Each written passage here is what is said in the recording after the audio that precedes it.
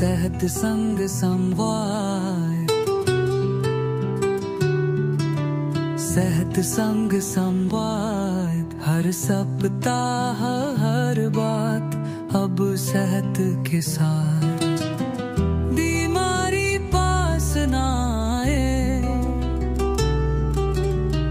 मिलेंगे ऐसे उपाय, घर का वैद्य सबको सुहाए, बीमारी को कर दो बाय बाय।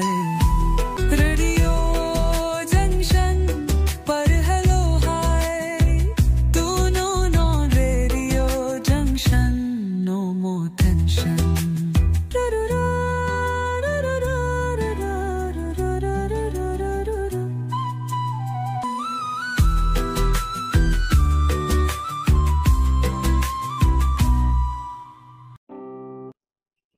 नमस्कार दोस्तों, मैं हूं शालिनी सिंह और आप सुन रहे हैं सेहत संग संवाद, जहां होती है सेहत की सच्ची बात विशेषज्ञों के साथ।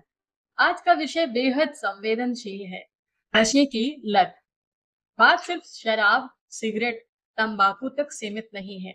दोस्तों, आज के समय में युवक युवतियां नशे की अलग अलग आदतों के जाल में फंसते जा रहे हैं, जिसमें गांजा, अफीम, ड्रग्स, वाइटनर से लेकर ऑनलाइन गेमिंग और मोबाइल की लत भी मानसिक नशे का ही रूप ले चुकी है। तो आज हम समझेंगे कि नशा क्यों होता है, इसका शारीरिक और मानसिक असर क्या है। हमारे साथ हैं होम्योपैथी विशेषज्ञ डॉक्टर हरिशरण, जो हमें नशे की आदतों और उनके इलाज के बारे में बताएंगे। डॉक्टर साहब, आपका बहुत स्वागत है हमारे सेहत संग संवाद में। धन्यवाद, आपने जो है मुझे इसमें शामिल किया। आज के टाइम में नशा एक सामाजिक समस्या है, जी बहुत बड़ी समस्या है, सामाजिक समस्या है, सांस्कृतिक समस्या है, व्यवहारिक रूप से जो है ये लोगों को प्रभावित करती है। जी। तो आज का हम पहला सवाल जो पूछना चाहते हैं वो ये कि नशे की लत लगती क्यों है? क्या ये केवल आदत है या इसके पीछे कोई मानसिक और जैविक कारण भी होता है? नशे की जो आदत लगती है, जहां तक हम लोगों ने क्लिनिकल अनुभव किए हैं जी या सामाजिक रूप से लोगों को देखते हैं, नशे की आदत अपने आप में शुरुआत में कहीं न कहीं लोग अपने दोस्तों से प्रभावित होते हैं। हम्म जो उस तरह के लोग होते हैं पहले से उस चीजों में लगे होते हैं, नशे की चीजों में, वो वन बाय वन एक दूसरे को लेके जाते हैं। ऐसा शुरुआत में ही होता है। बाद में जो है वो लोग, चाहे वो स्टूडेंट्स हमारे हों या जिम्मेदार गार्जियन हो, ये लोग उसमें फंसते जाते हैं और उससे निकलने की कोशिश जब भी करते हैं तो सामाजिक रूप से, चाहे उनके घर में हो या उनके समाज में हो, लोग उनको हे दृष्टि से देखना शुरू कर देते हैं। जी तो उनको लगता है कि वो दुनिया ज्यादा अच्छी है, ये दुनिया जो है, जो उनको तिरस्कृत कर रही है, वो दुनिया आई थिंक उनको जो है खराब लगने लगती है और ये धीरे धीरे बढ़ता चला जाता है। जी ऐसी स्थिति में अगर हम उन लोगों से बात करें, जितना नुकसान हुआ है उसको भरपाई करने के लिए समाज या परिवार स्वीकार करें, तो नशे की आदत जो है जल्दी खत्म हो सकती है। जी। जैसा कि आपने बताया कि कई कारण होते हैं, कभी सामाजिक होते हैं, कभी अपने मित्रों के साथ लोग घुलते मिलते हैं, मस्ती और मौज के लिए शुरुआत होती है और फिर उसकी चपेट में बस घिरते चले जाते हैं, निकलने का विकल्प नहीं मिलता है। नहीं एक और मिलता। चीज पाई गई है कि ज्यादातर ये शुरुआत युवा उम्र में ही हो जाती है डॉक्टर साहब, जी। और उसके बाद जो है लोग उसकी लत में पड़ते चले जाते हैं। तो ऐसी सिचुएशन में अगर उनसे पूछा जाए कि भाई आपने ये नशे की शुरुआत क्यों की, तो बड़े कम लोगों के जवाब मिलते हैं कि हमने मस्ती में शुरुआत की। अक्सर ये जवाब मिलता है कि स्ट्रेस बहुत है, वर्कलोड बहुत है, परेशानियां बहुत है। तो इन तमाम कारणों को गिनाते हुए वो शराब की लत में जाते हैं। तो क्या ये सही समाधान है समस्या से बाहर निकलने के लिए कि अगर आप टेंशन में हैं या तनाव में हैं तो आप नशा कर लें, थोड़ी देर राहत मिले, या फिर इसके अलावा कुछ और विकल्प रखे जा सकते हैं? हमारे जो युवा हैं, खासकर वो युवा जो घर से बहुत दूर पढ़ाई करने के लिए निकले हुए हैं, जी इंजीनियरिंग, मेडिकल या तैयारी करने के लिए कोटा कोचिंग जो भी कुछ है, उन लोगों के साथ गार्जियन की इतनी अपेक्षाएं होती हैं, वो बच्चे बहुत ही अच्छे निकल जाए, तो बच्चे कहीं न कहीं तनाव के लेवल से वो गुजरते हैं। जी। हालाँकि ये एक उनके लिए बहाना ही होता है। गार्जियन की उम्मीद ज़्यादा होती है, हर गार्जियन उम्मीद करता है, लेकिन किसी भी हाल में नशे में जाना तो उचित नहीं है। अगर बच्चे को समस्या हो रही है तो बच्चे को गार्जियन से एक बार बात करनी चाहिए कि मेरा लेवल क्या है, आपकी अपेक्षाएँ क्या है? गार्जियन को भी अपने बच्चे के लेवल को समय-समय पे परखना चाहिए। यहाँ पे देखिए नशे की हम लोगों ने बात की, चूँकि अभी हम कार्यक्रम के आरंभ में हैं और नशे की शुरुआत पर हैं, तो एक सवाल मेरे ज़हन में ये है कि जब नशे की शुरुआत होती है और शुरुआत में लोग सिगरेट, शराब या और तरह के नशे की शुरुआत किसी भी तरह से कर लेते हैं, उनको लगता है कि हाँ, बड़ी राहत मिली और ये सिलसिला जारी हो जाता है। क्योंकि उनको नहीं मालूम होता है कि इस तनाव से दूर रहने के लिए और क्या उपाय हो सकते हैं। तो वो उनको समझ में नहीं आता है। उन्हें लगता है कि कुछ ना कुछ ड्रग हमें ले लेना चाहिए और ड्रग में हम शराब सबसे पहले चुनते हैं, सबसे नशे के पहले पदार्थ तम्बाकू चुनते हैं। अगर ऐसे में माता-पिता भी कई बार जागरूक रहें और उनको भी जानकारी हो तो बच्चे पर इस बात को लेके शिकंजा कसा जा सकता है या यूँ कह लें कि वो सहायक हो सकते हैं कि होम्योपैथी में ऐसी कौन-सी दवाएँ हैं जो काम के तनाव को, पढ़ाई के तनाव को, जो बहुत वर्कलोड है जिसकी वज़ह से वो अपने आप को नहीं सँभाल पा रहे हैं, कई बार नींद नहीं आ रही है और भी तमाम बेचैनी है, घबराहट है, डर है, बहुत सारी चीज़ें ऐसी होती हैं जिसके कारण ऐसे कदम उठाते हैं और आत्महत्या के केस भी बढ़े हैं विद्यार्थी जीवन में ख़ास तौर पे। ऐसी दशा में बहुत ज़रूरी है कि हम शुरुआत में ही सँभल जाएँ जब ऐसा महसूस करें और विकल्प में नशा ना अपना करके समाधान अपनाएँ। तो होम्योपैथी में क्या समाधान देंगे आप? होम्योपैथी में यदि गार्जियन को कभी लगता है, स्टूडेंट या जो भी इस चीज़ से के लिए इससे ग्रसित हो, अगर उनको लगता है कि रियल में नशा उनको ऐसे जगह पे ले जा रहा है हुँ, हुँ। कि जहाँ से निकलने की कोशिश अ, करना बड़ा मुश्किल है, सामाजिक रूप से और मानसिक रूप से वो परेशान हो रहे हैं, उनको समाज में वो प्रतिष्ठा नहीं मिल पा रही है, वो स्वयं को जो है अपने आप को कमज़ोर महसूस कर रहे हैं। वो निश्चित ही किसी भी होम्योपैथिक चिकित्सक के पास जाएँ और अपने सिम्पटम्स को बताएँ कि ये मेरी समस्या है। जी, गार्जियन भी ये चीज़ कर सकते हैं कि बच्चे में मेरी समस्या है, ऐसी चीज़ें सिम्पटम्स उसके अंदर आ रहे हैं, तो क्या हम बच्चों के लिए क्या कर सकते हैं? जी। हमारे वहाँ ऐसी अच्छी दवाएँ और नेचुरल दवाएँ हैं, जो ऐसे नशे की हालत बनने के बाद उसके कॉम्प्लिकेशंस को और नशे से बचाव को भी कर सकती हैं। जी, एक और आपने बहुत ही सुंदर चर्चा किया कि सीधे नशे का जो दुष्प्रभाव शरीर के अंगों पे पड़ रहा है, जी, उससे भी ज़्यादा दुष्प्रभाव ये है कि लोग आत्महत्या के लिए केंद्रित हो जा रहे हैं। जी। ये आज के टाइम में इतना बड़ा फैक्टर है। आदमी अपनी ज़िम्मेदारियों को जब कहीं न कहीं से लगता है कि पूरा नहीं कर पा रहा है या तनाव का स्तर इतना बढ़ जाता है जी, कि उसे लगता है कि आत्महत्या ही विकल्प है। होम्योपैथी में एक बहुत ही सुंदर मेडिसिन है, आरएम मेटालिकम। जी। इतनी सुंदर मेडिसिन है, जो कभी भी किसी को ऐसा लगे कि सामने वाला व्यक्ति इतना तनाव से ग्रसित हो रहा है कि वो आत्महत्या भी कर सकता है। हुँ, और मेटालिकम इतनी सुंदर मेडिसिन है कि उसके मानसिकता को चेंज कर देगी। हुँ, और मेटालिकम की कुछ दिन रेगुलर डोज देनी है। अगर हुँ। 200 पोटेंसी में है, तो आप जो है हफ्ते में 1 दिन की डोज उसको दे दीजिए। लगातार 1 महीने मतलब 4 डोज उसको देने हैं। जी, 5 बूंद आधे कप पानी में डाल करके हफ्ते में 1 दिन दीजिए, लगातार 4 बार, मतलब जी। महीने भर की। उतने से ही प्रभाव आ जाएगा। तो आपने यहाँ पे जो दवा बताई ये कि आत्महत्या का ख़्याल तनाव की वज़ह से आने को लेकर के बताई। एक और कोई ऐसी मेडिसिन भी हम जानना चाहेंगे हमारे श्रोताओं के लिए जिसमें जैसे शुरुआती लक्षण होते हैं कि तनाव महसूस कर रहे हैं, आत्महत्या का ख़्याल या नींद थोड़ा डिस्टर्ब है।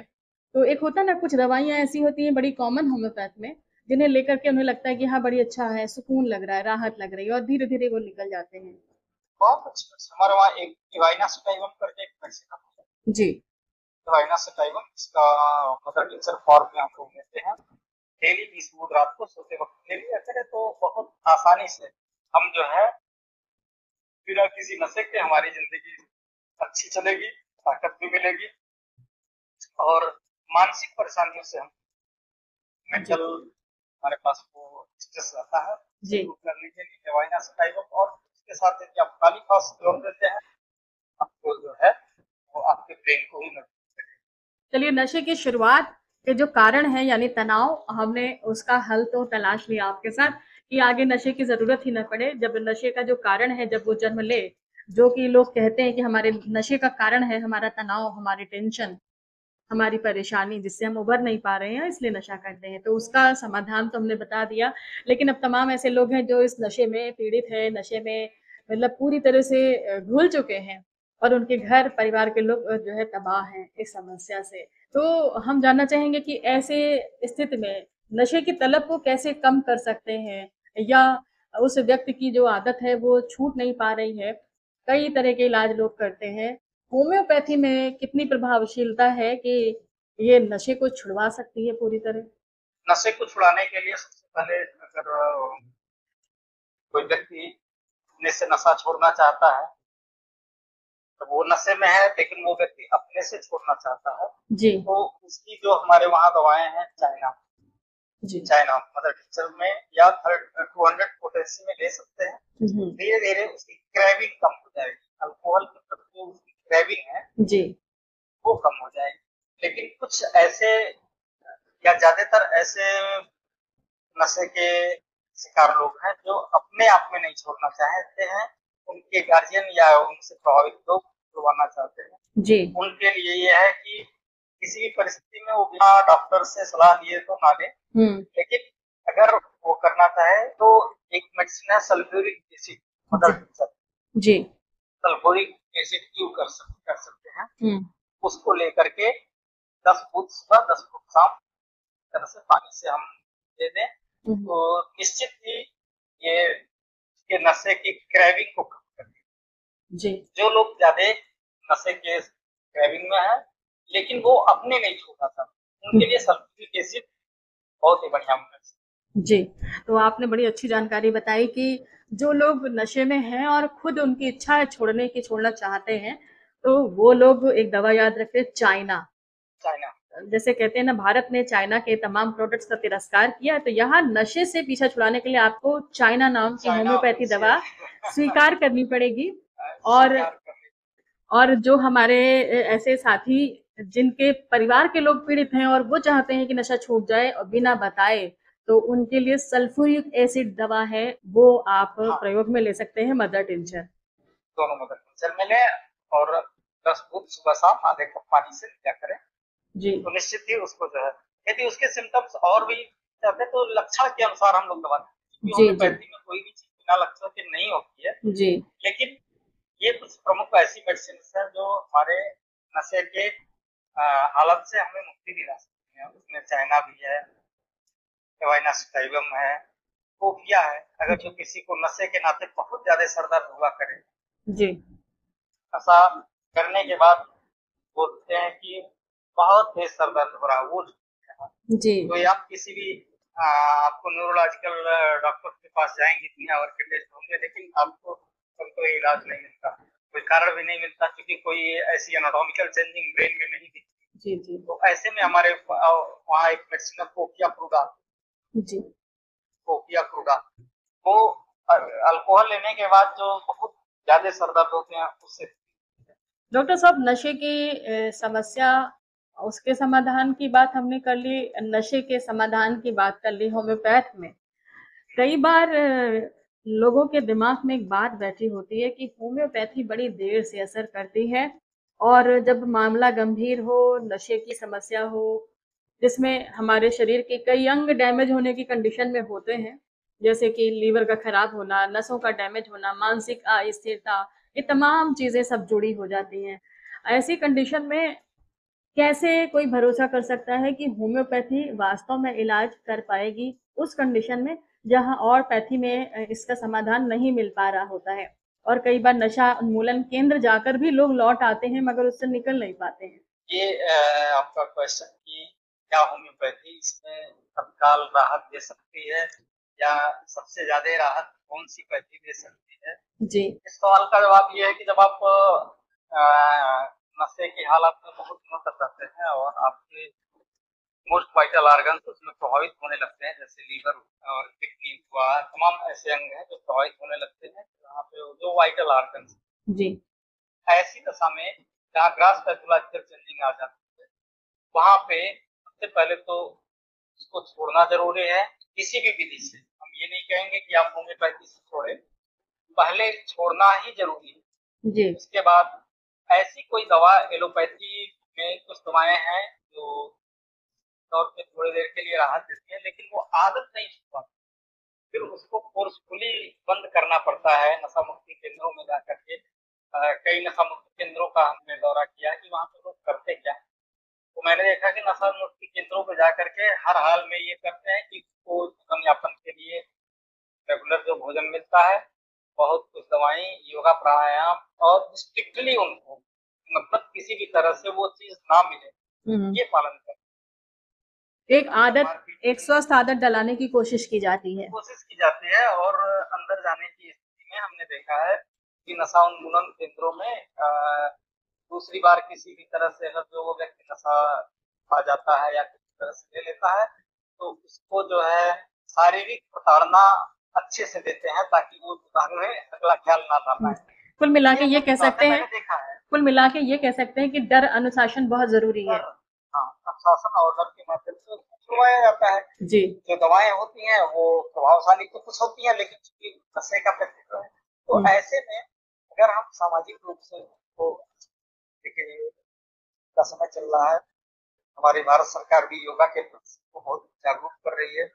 योगा भी बहुत बढ़िया नशा को छुड़ाने के लिए काम कर रहा है। हम सबसे व्यायाम की क्या करें, दोस्तों के साथ करके लड़ाया करें, दोस्तों से फिजिकल मिल करके बातचीत किया करें। आजकल ऑनलाइन मिलने का ज्यादा सिस्टम है जी, बट फिजिकल मिले जी, फिजिकल के साथ चाहे कि एक दूसरे की सामाजिक चिंतन करें, चिंतन करें। हाँ, तो नशे की समस्या को कम किया जा सकता है सामाजिक रूप से, प्राणायाम।